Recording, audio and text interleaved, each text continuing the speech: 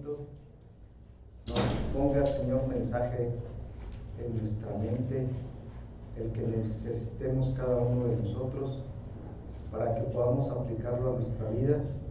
Pongo en tus manos la enseñanza del día de hoy, Señor, para que seas tú el que hable a través de mí, y que el único objetivo que tenemos es honrarte y glorificarte al estudiar tu palabra por Cristo nuestro Señor. Amén. Amén. Bueno, como vimos, hermanos, en la lectura pues es el tema de la mujer adúltera que está en el libro de Juan.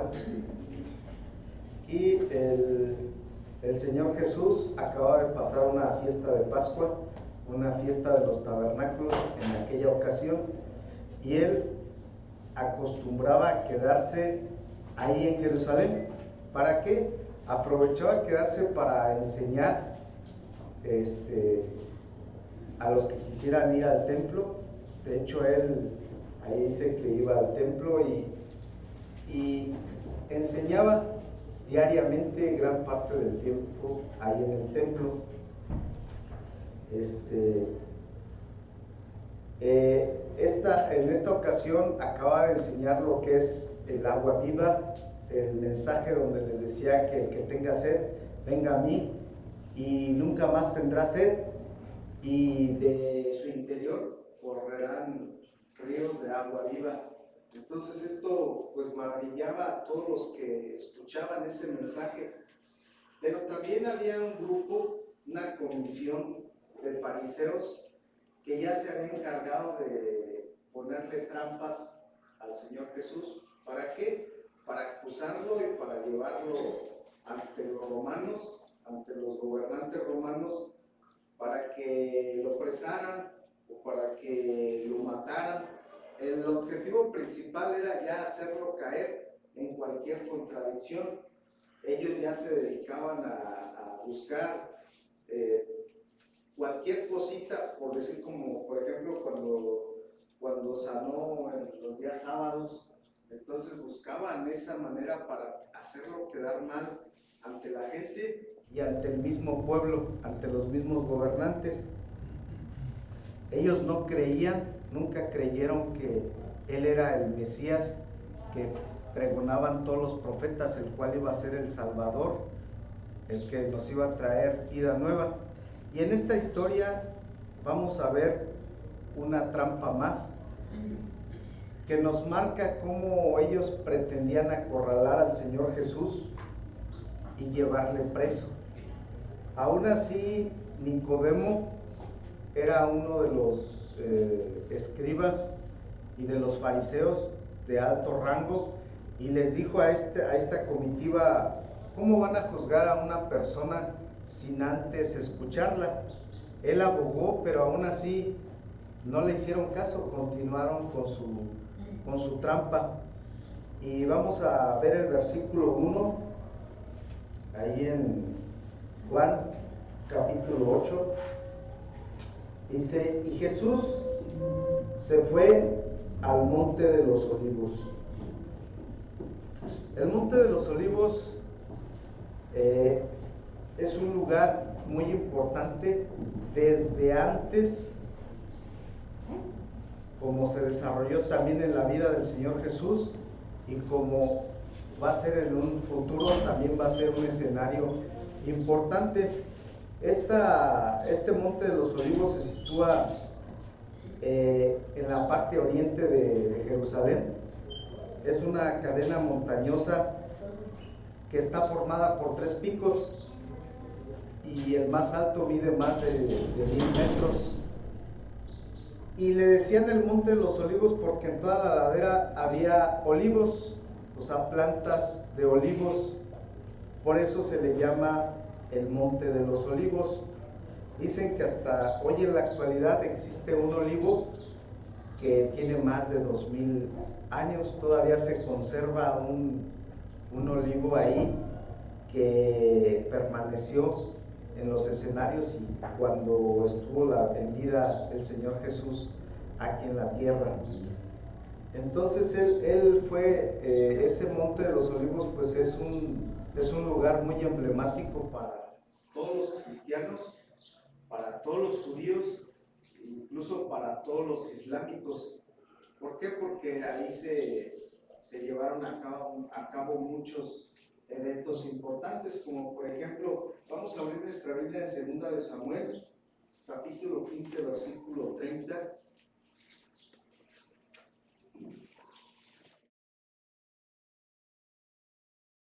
Aquí el el rey David había sido desechado como rey de parte de su hijo Absalón, que no le dio el lugar de rey. Y entonces dice el versículo 30, y David subió a la cuesta de los olivos y la subió llorando, llevando la cabeza cubierta y los pies descalzos. También todo el pueblo que tenía consigo cubrió cada uno su cabeza e iban llorando mientras subían.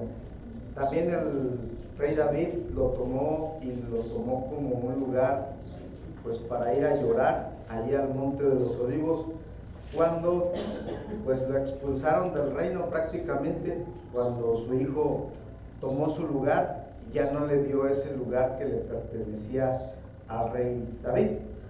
También al Señor Jesús le gustaba mucho permanecer ahí en el lugar, en el monte de los olivos. Ahí llegó a dar la enseñanza de Mateo 24, donde enseña las señales antes del fin del mundo. Una pues enseñanza muy importante para todos los de aquel tiempo y también para nosotros. Ahí también fue la traición donde lo aprendieron. Ahí también se encuentra el huerto de Getsemaní, ahí en un lugar en el monte de los olivos. Ahí también ocurrió la ascensión de nuestro Señor Jesucristo, cuando Él, después de que fue crucificado y resucitó, dice que regresó 40 días a estar con sus apóstoles para enseñarles todo acerca del reino, todo lo que iban a hacer cuando Él ya no estuviera, toda la misión, a recordarles cuál era su principal misión, a confortarlos, porque ellos seguían tristes por la ausencia del Señor Jesucristo, y a eso regresó esos 40 días, a confortarlos, a que le vieran que había vencido la muerte y que ellos ya no estaban solos. También les prometió que les dejaría un consolador, que es el Espíritu Santo. Entonces, cuando ascendió al cielo, no fue algo secreto, sino público. Dice que allí en el monte de los olivos se empezó a elevar y después una nube lo perdió, lo hizo que se perdiera en los aires. Entonces, ¿para qué hizo esto el Señor Jesús? Para que vieran que Él, la misión que tenía aquí en la tierra ya estaba cumplida y que se iba a ir al cielo donde Él pertenecía para seguir ministrando allá. Y dice la palabra que se fue a prepararnos un lugar mejor, un lugar hermoso en el cual vamos a morar después de la segunda venida de nuestro Señor Jesucristo. También dice ahí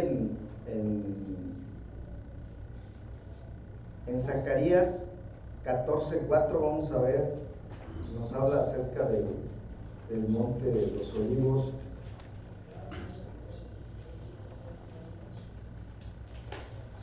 Zacarías 14:4 dice: y se afirmarán sus pies en aquel día sobre el monte de Jerusalén al oriente, y el monte de los olivos se partirá por el medio, hacia el oriente y hacia el occidente, hacia un valle muy grande, y la mitad del monte se apartará hacia el norte y la otra mitad hacia el sur. Aquí nos está hablando de la segunda venida de nuestro Señor Jesucristo. Dice que así como elevó sus pies en la ascensión, asimismo va a descender allí en el Monte de los Olivos y va a establecer su reino cuando Él venga. Y se dice que la nueva Jerusalén va a estar ahí. Ahí va a establecer su reino en la segunda venida de nuestro Señor Jesucristo. Dice en Lucas 22:39, por favor, lo buscamos.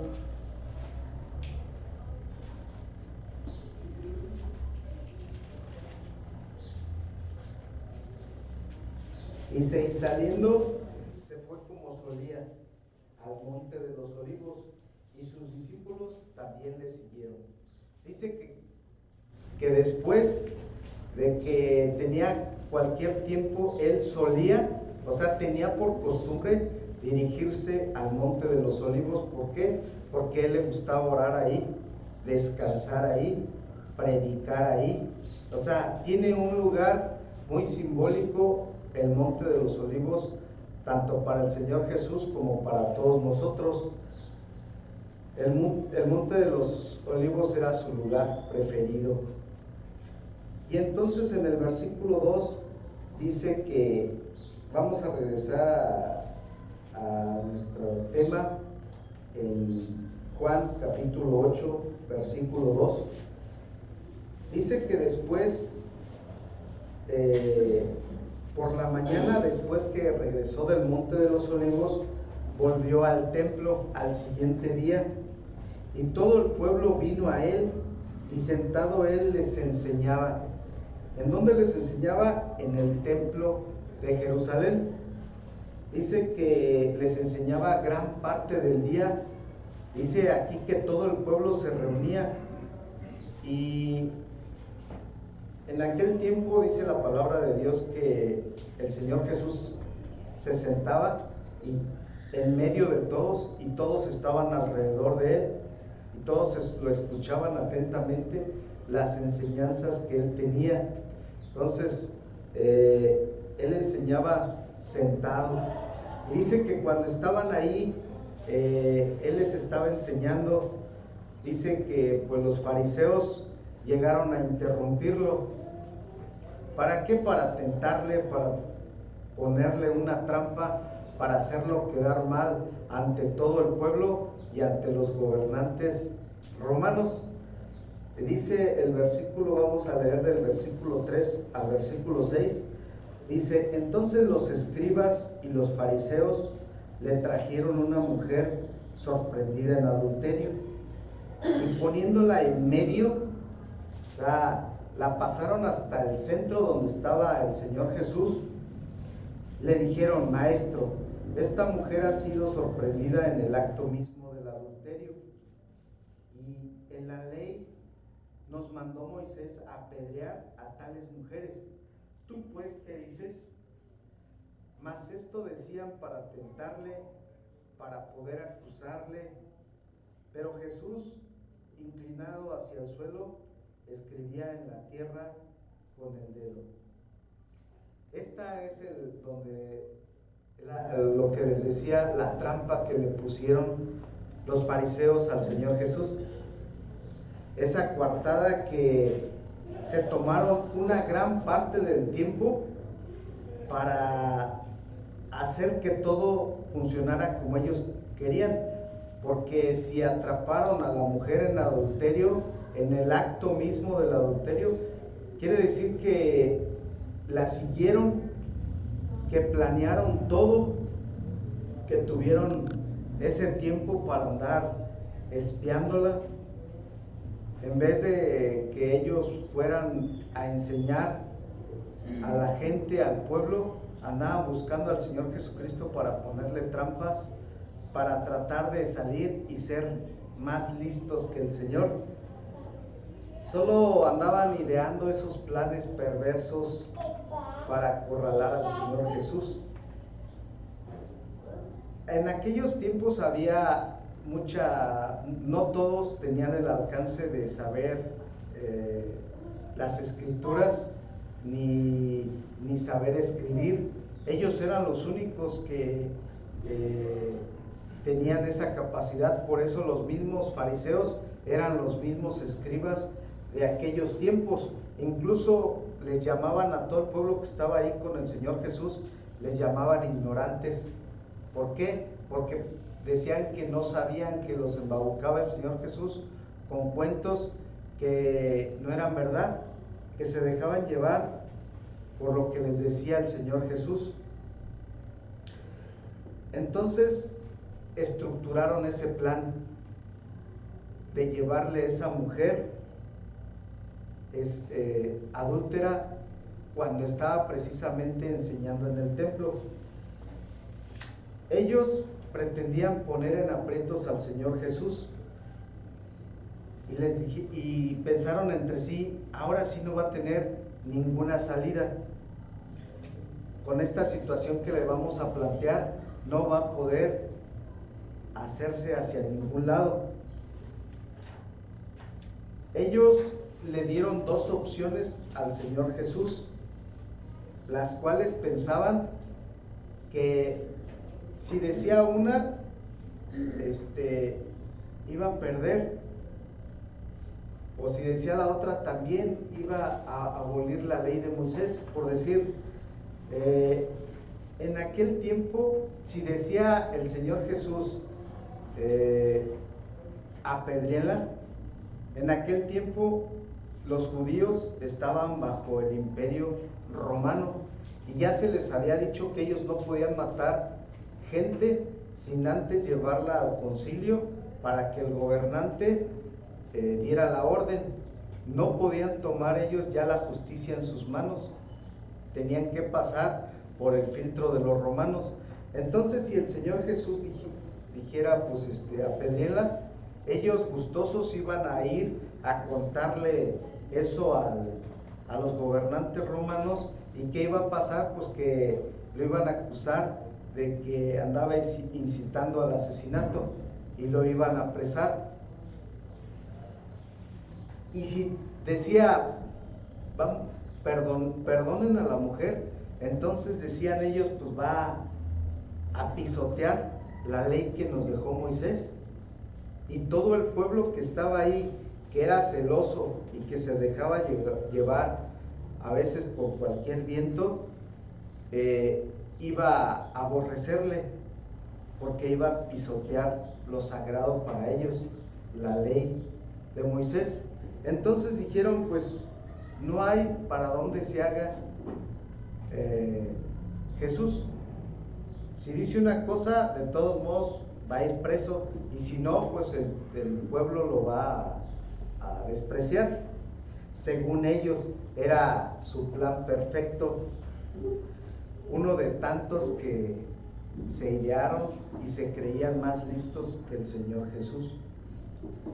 Como cuando el Señor Jesús sanó al leproso, o también cuando sanó a aquel paralítico en Betesda, que era sábado y que por eso lo acusaron y dijeron que si era un día de reposo, pues no tenía derecho a sanar. También cuando sanó a aquel que tenía la mano seca, también lo acusaron. Y cuando le tentaron, recordemos en aquel día que le tentaron y le hablaron sobre el tributo y les dijeron que qué pensaba él, si era correcto darle tributo al César, y le dijo que le llevaron incluso una moneda del César y les dijo él que pues ahí que los tributos del César se los dieran al César y lo que era de Dios a Dios, que se preocuparan más por las cosas más importantes y el servicio a Dios. Entonces pues ya estaba tendida la trampa, ya estaba el acto ya habían llevado a la mujer en medio de él. Entonces esa era una de sus artimañas. Claro que pues nosotros sabemos hoy en día que Jesús ya conocía su interior de ellos, sus corazones.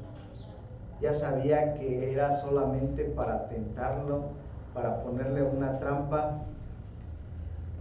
Entonces, pues vemos aquí cómo esa situación era planeada, porque incluso solamente llevaban a la mujer, no llevaban al hombre, como lo dice en Levítico capítulo 20, versículo 10. Vamos a ir allá a Levítico.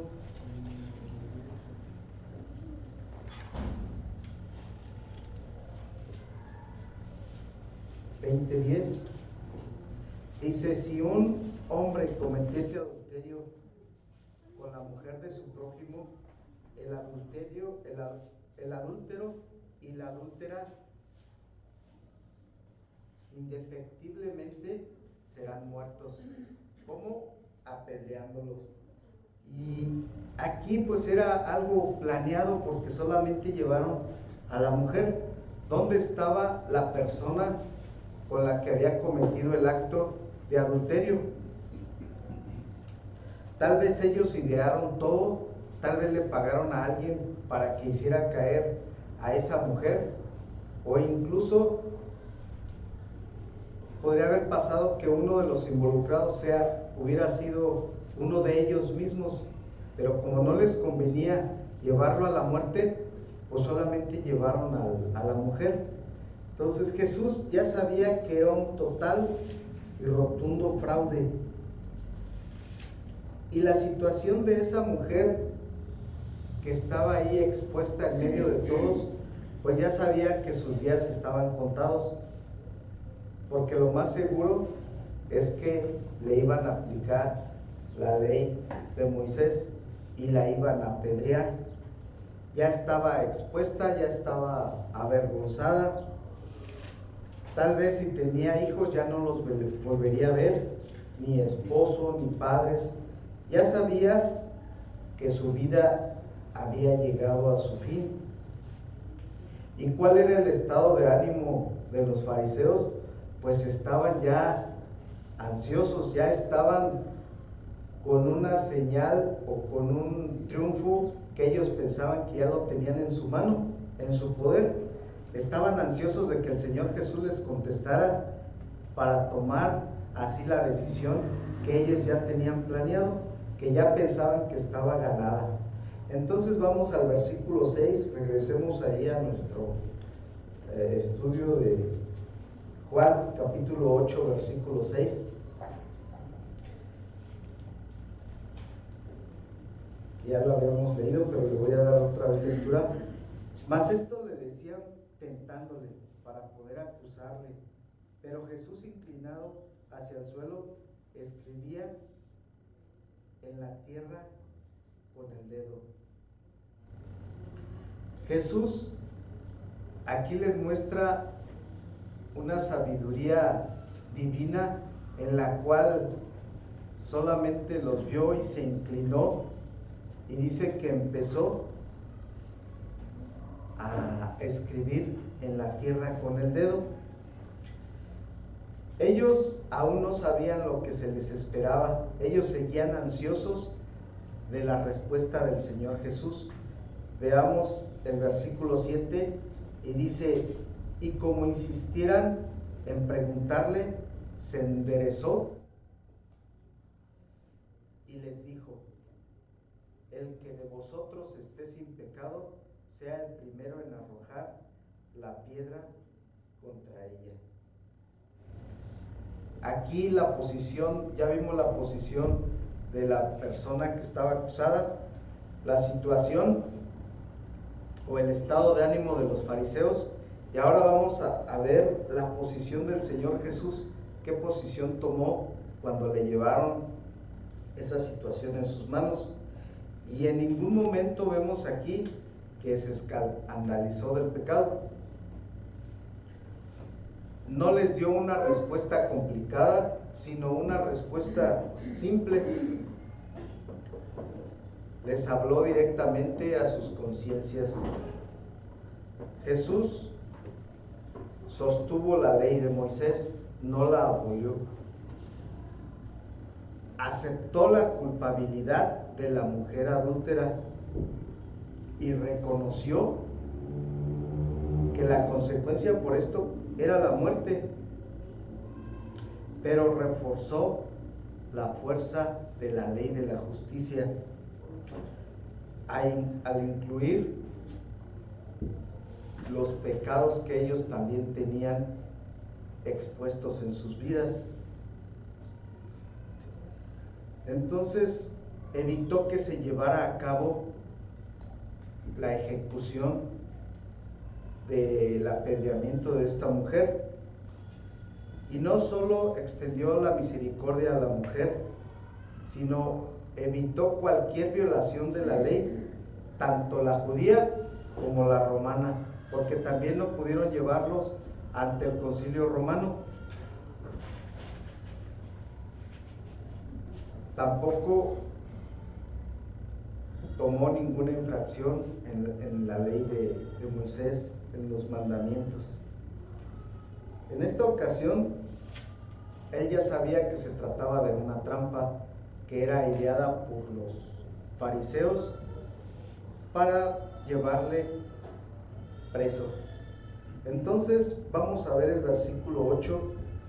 Dice: e inclinándose de nuevo hacia el suelo, siguió escribiendo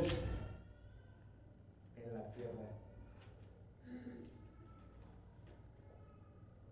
Aquí se menciona en la Biblia la única vez donde el Señor Jesús escribió.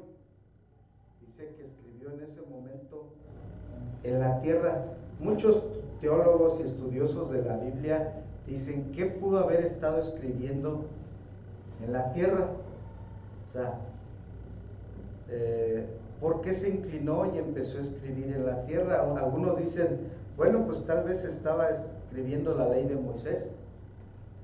Otros dicen, tal vez estaba escribiendo el nombre de los fariseos, desde el más viejo hasta el más joven, con el nombre y después con su pecado que tenía cada uno de ellos. No se sabe en ciencia cierta qué fue lo que escribió, pero dice en el versículo 9, ahí mismo en el tema, dice: pero ellos, al oír esto, acusados por su conciencia, salió uno a uno, comenzando desde los más viejos hasta los postreros, hasta los más jóvenes, y quedó solo Jesús y la mujer que estaba en medio. O sea, les dio una lección de vida tremenda en la cual no pudieron contener su conciencia, su culpabilidad, que ellos también cojeaban del mismo pie. Ellos también tenían pecados y tal vez graves que también merecían morir, porque pues todos tenemos pecados guardados, pecados consentidos que no dejamos de hacerlos. ¿Por qué? Porque a veces nos sentimos más listos como estos fariseos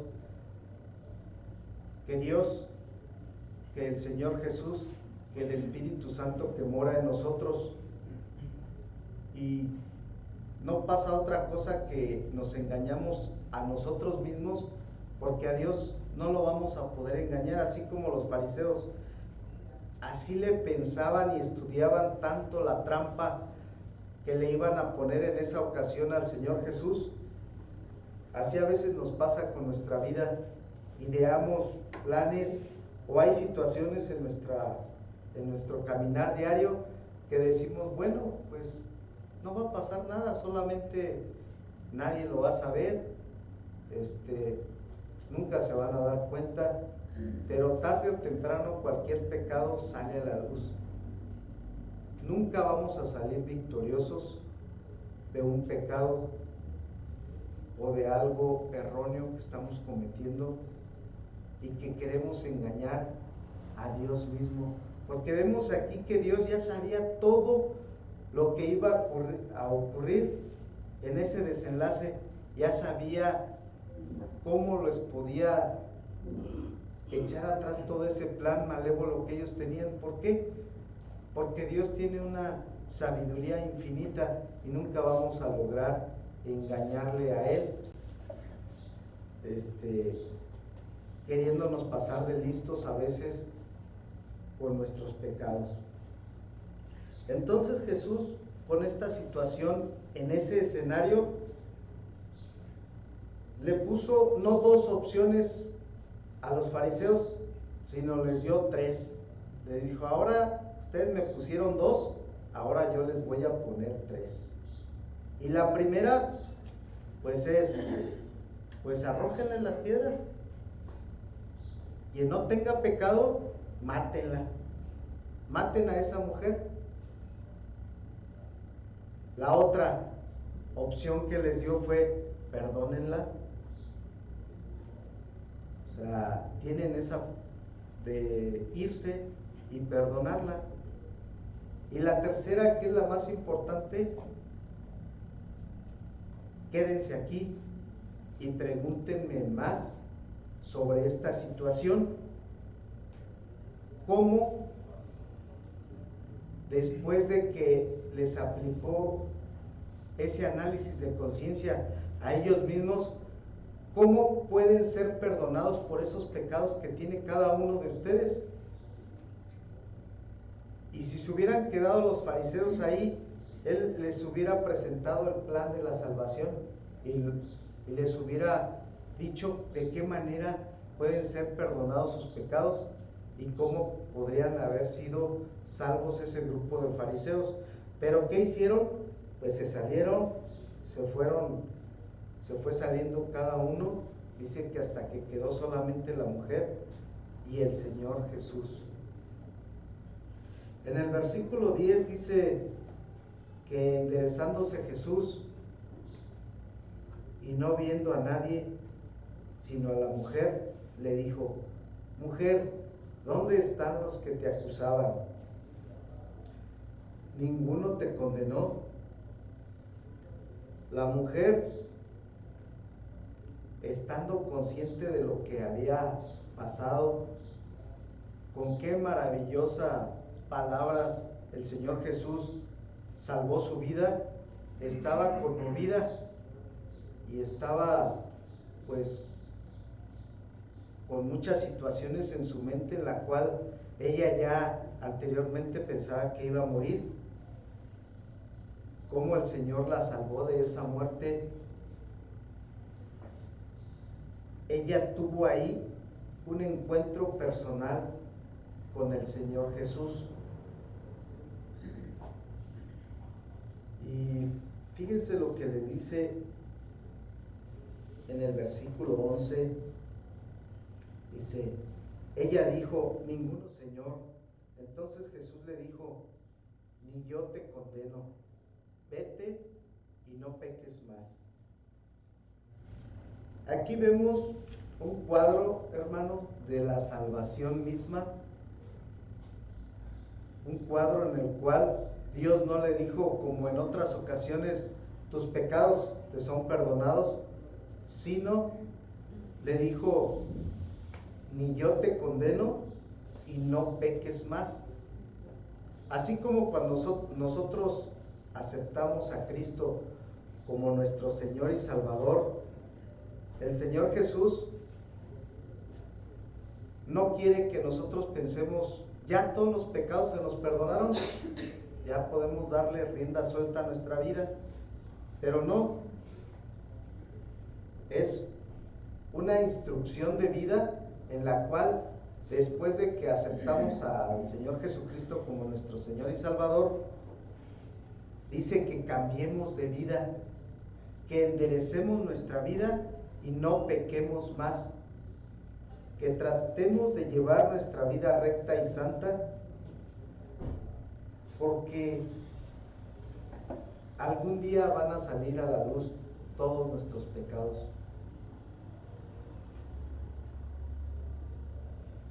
Probemos al Señor, hermanos, en tratar de hacer la vida de la manera más correcta ante los ojos de Dios. Y vamos a ver, vamos a experimentar maravillas de lo que puede hacer Dios con nuestra vida, de cómo Dios nos va a bendecir en todos los aspectos de nuestra vida, no solamente económicos, sino nos va a dar esa paz y esa tranquilidad que necesitamos para vivir mejor, para tener una vida más tranquila. Él nos va a tener en una situación más cómoda, mejor, si nosotros hacemos lo que nos corresponde, hacer lo más recto ante los ojos de Dios.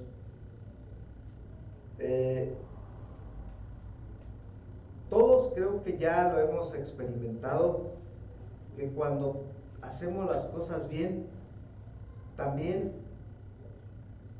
Dios no es deudor de nada y nos tiene mejor. O sea, todos lo hemos experimentado. Nos bendice más, nos cuida más, nos da más paz, nos da más tranquilidad. Porque incluso inconsciente o conscientemente también nuestra mente tiene una idea de que cuando estamos haciendo las cosas bien, nos da esa tranquilidad y esa sensación de vida de que estamos mejor en todos los aspectos, porque nuestra mente dice, bueno, mientras yo esté haciendo lo correcto, pues todas las situaciones, incluso las pruebas que Dios ponga en nuestra vida, van a ser porque Él así lo decida y van a ser con un fin. ¿Con cuál fin? Pues con el fin de que crezca nuestra fe, si es que nos pone pruebas. Y si nos da bendiciones, pues porque estamos haciendo las cosas bien, porque estamos alejándonos de lo que está dañando nuestra vida, nuestro cuerpo, nuestra familia, todas las situaciones que ya conocemos de nosotros mismos. Imaginémonos la emoción de esa mujer cuando el Señor Jesús le dijo, ni yo te juzgo, vete y no peques más. No solamente fue un acto de misericordia, sino le dio otra oportunidad de vida.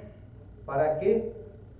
Para que, como dice en Corintios 5:17, pues que fuera una criatura nueva, que todas las cosas de ahí, las cosas que estaba haciendo ella, fueran diferentes. Así como cuando nosotros hacemos pactos con Dios, ya vimos cuando aceptamos a Jesús en nuestro corazón, pues que Dios nos da ese perdón de pecados, pero esa instrucción también. Pero también cuando pecamos y hacemos un pacto con Dios y le decimos a Dios, bueno, ya no voy a pecar, voy a enderezar mi camino. Y le decimos a Dios, voy a hacer esto para enderezar mi camino. No solamente le digo ya no voy a pecar, sino voy a hacer un pacto contigo en el cual voy a tomar una acción para decir, ya sé lo que estoy haciendo mal y sé cuál es la causa y sé qué es lo que puedo evitar o cómo puedo controlar, porque ya sabemos cómo podemos evitar y controlar cuando estamos en pecado, pero nuestra vida pues a veces puede más nuestro deseo o nuestra imaginación o cualquier cosa, nuestra carne, que nuestro espíritu. Aquí muchos en este cuadro lo usan para minimizar el pecado del adulterio, pero recordemos que el Señor Jesús en ningún momento minimizó el pecado del adulterio. Incluso tomó y les dijo: si ustedes están dispuestos a matarla, pues mátenla. O sea, no es para minimizar el pecado del adulterio. Desgraciadamente en la sociedad está minimizado el pecado del adulterio, se presenta en cualquier situación, incluso se presenta en nuestras iglesias cristianas, se sigue practicando. ¿Por qué? Porque a veces minimizamos esas situaciones y pensamos que somos más listos que Dios. Recordemos que el Señor Jesucristo tampoco se escandalizó de ese pecado. Ahora nos toca a nosotros no tomar el papel de los fariseos, de estar de acusadores en cualquier término de situación, el estar señalando a la gente que comete errores, sino al contrario, vamos a orar por todos nosotros para que no caigamos en ese tipo de situación que nos va a llevar a un fracaso rotundo y que nos va a causar un daño tanto a nosotros como a nuestras familias. No estemos señalando a nadie, tanto aquí en la iglesia como afuera, en nuestros trabajos. A veces mejor vamos a orar también por nuestros compañeros de trabajo que cometen errores, que están en situaciones difíciles, y de esa manera podemos ayudarlos y no señalarlos.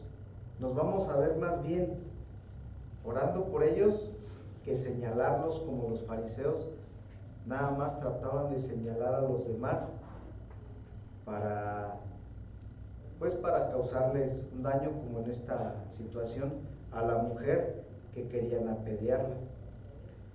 Como invitación, hermanos, yo les digo que pues desgraciadamente nunca vamos a ser más inteligentes que Dios y siempre vamos a salir pues ridiculizados cuando tratemos de engañar a nosotros mismos y a Dios. Mejor pensemos de qué somos merecedores por los pecados que estamos cometiendo, por esos actos que estamos haciendo, por esos pecados que no queremos dejar, esos pecados consentidos que practicamos, y prometámosle a Dios que vamos a seguir su instrucción, como así como se lo dijo a la mujer adúltera: ni yo te condeno, pero no peques más. De esa manera el Señor Jesús va a tener misericordia de nosotros e incluso Él nos va a dar la instrucción y el camino para salir victoriosos de ese pecado. Vemos aquí cómo, volviendo a comentar,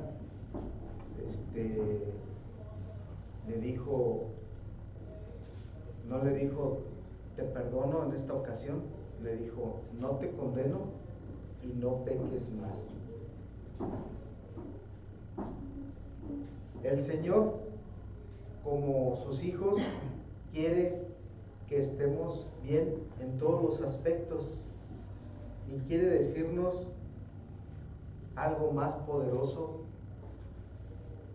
que te perdono. Nos quiere decir: ahora eres libre. Cuando nosotros dejamos un pecado, nos vamos a sentir libres y el Señor Jesús nos va a decir: ahora eres libre y ahora vive diferente, sé una nueva persona. Les invito, hermanos, que hoy como enseñanza nos llevemos todos a nuestra mente, que dejemos de acusar a los demás, que primero veamos nuestra paja y nuestra viga que tenemos nosotros antes de causar algún daño tanto a nuestros hermanos como cualquier persona. Antes de hacer cualquier comentario que ya sabemos que va a afectar a alguien, primero hay que pensar y luego hablar. Entonces llevamos a nuestra conciencia eso, y también pues apliquemos la dirección a nuestra vida. Si tenemos un pecado que no queremos dejar, pues vamos a pedirle a Dios que nos ayude a dejarlo y a vivir diferente y a no pecar más.